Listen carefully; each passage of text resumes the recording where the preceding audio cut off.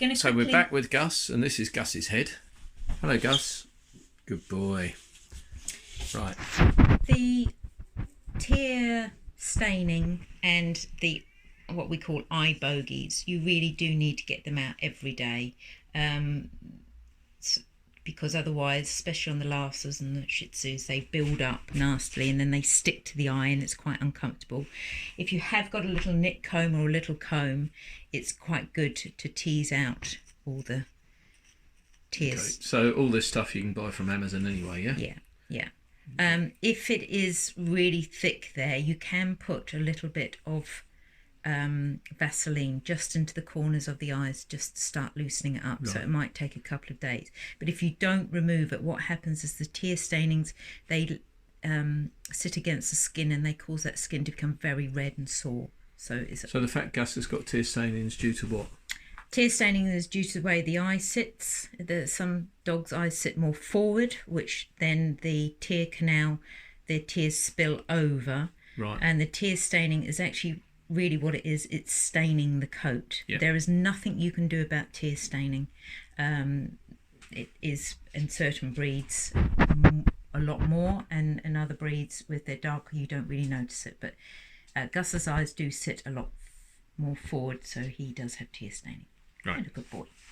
Okay, so on a head, behind the ears are an area that really do mat.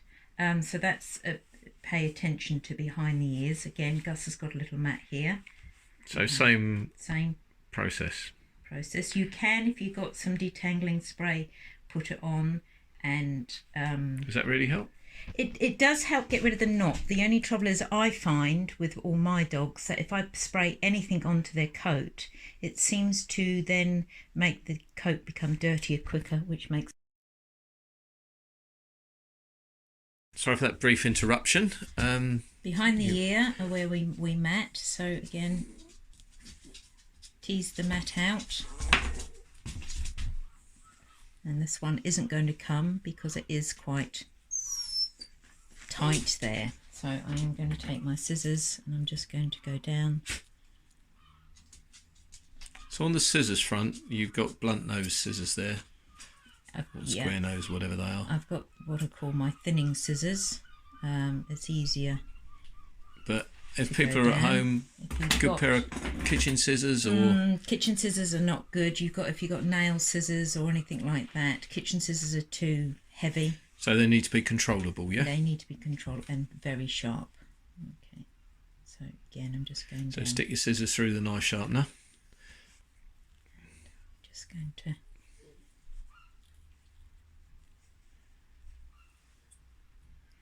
Okay, so this isn't hurting Gus. He looks quite relaxed. Yeah, we're Gus. Okay, just going to...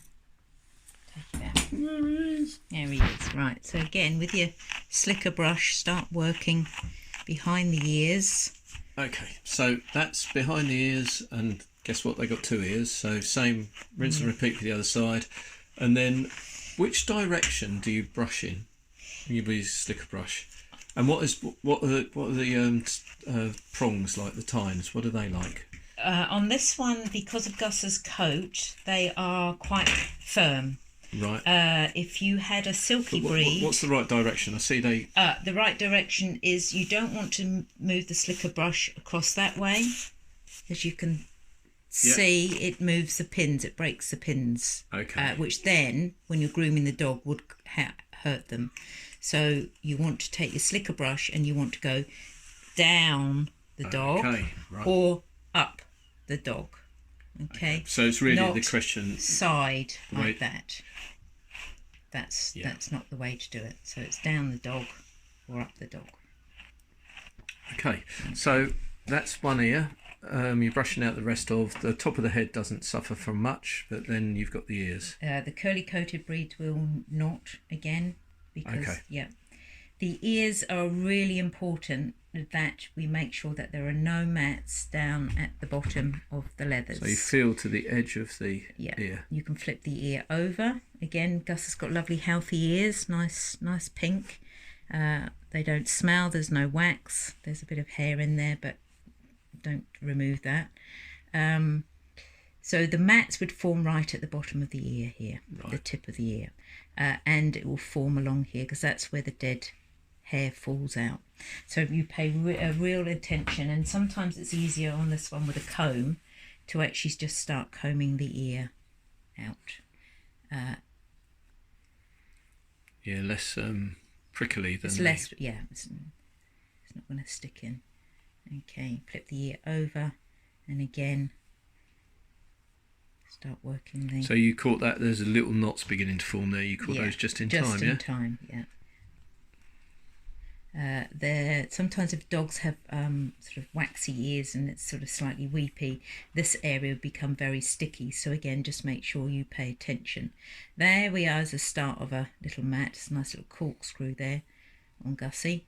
So we're just going to unravel that before it gets into a bigger mat. And as if by magic, yeah, it's gone. Right. So I've gone through his coat, his ears, hair, and that's pretty good. He's got no mats in there whatsoever, and the ear is looking nice and fluffy. So same for the other side. What about under the chin? If you're wearing collars, this area mats, so if you can take your collar off during the day if you're not out, that's really good because you haven't got that movement or that movement of the collar. So again, your mats again will form into the neck area and down. So again, we take our slicker brush and we just start. So always brush with the direction, the way the coat falls. Yeah. You as you showed earlier, using it the correct way. You can flip the ear back. That gives you a little bit more help. If you got any of those, and be very careful, if you got any of those like scrunchy things and you've got big floppy ears like are on the spaniels or the cockapoo, you can just slightly pin them back on the hair. Do not pin the end of the ears because that will hurt them. So just brush down. So if you've got a cockapoo with a tight curly coat, you really need to make sure that you can at the end of it see the skin. And that the hair, the curl has started to straighten. Yeah. If it's started to straighten, then you can put your comb through it. So your curly coats, you really want them to look nice and almost like they come out of the groomer, so nice and puffed up. So there's Gus. Okay. So is that the head? That's the head, and we've done that side. Okay.